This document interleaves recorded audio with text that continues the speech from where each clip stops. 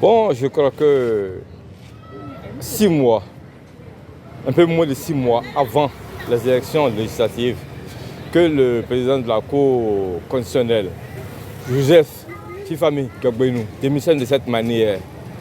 24 heures après avoir rencontré le chef de l'État, ça porte à suspicion. Ça porte à suspicion et on se pose beaucoup de questions. Qu'est-ce qui n'a pas marché? Est-ce un coup qui se prépare encore contre la démocratie béninoise ou tout simplement un problème de rancœur entre les deux hommes qui s'est affiché finalement? Parce que, j'ose le dire, autour du chef de l'État, je suis inquiet. Parce qu'on ne dit pas tout au chef. Et tant que je connais l'homme, il est capable de faire partie l'un de ses plus proches collaborateurs pour un problème de ce genre. Mais si c'était au nom des élections à venir, que le président de la Cour a démissionné de cette manière, je crois que je n'aurais seulement qu'un mot de pardon au chef de l'État, de me demander pardon. Au nom de ses enfants.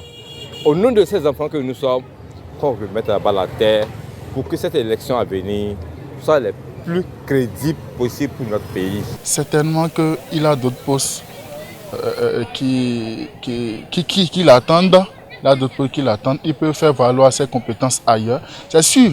Je me suis dit que c'est pour cette raison, bon, d'autres le voient déjà à l'Assemblée nationale.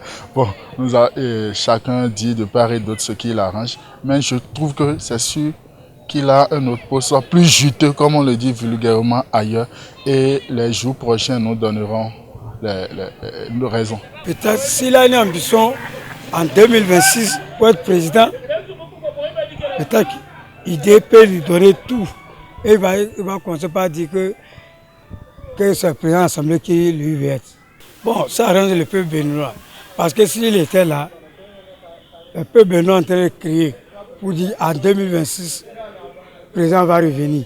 Si c'est lui qui était là, et malheureusement, comme il a démissionné, peut-être le peuple sera à l'aise pour dire celui qui va arriver, il ne peut pas supporter le salaire du peuple.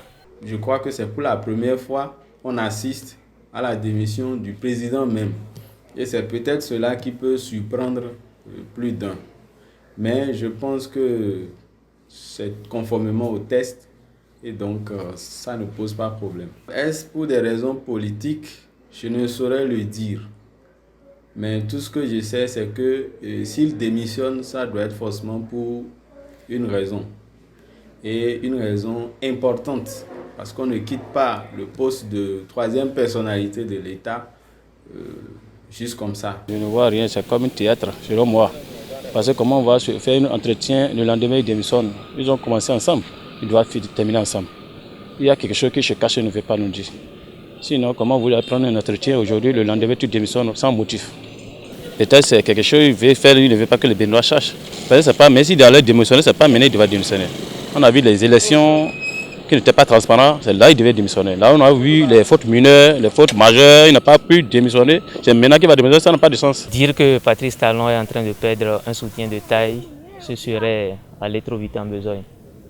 Puisqu'hier, simplement, il a rencontré le président de la République, les deux ont eu un tête-à-tête, personne ne sait exactement ce qu'ils se sont dit. Il peut avoir le soutien du chef de l'État pour cette démission, tout comme il peut ne pas l'avoir. Peut-être qu'il prétend une fonction à l'Assemblée nationale qui cache peut-être cette démission d'aujourd'hui. Et nous sommes pratiquement à 6 mois des élections, c'est aussi possible, c'est une autre éventualité.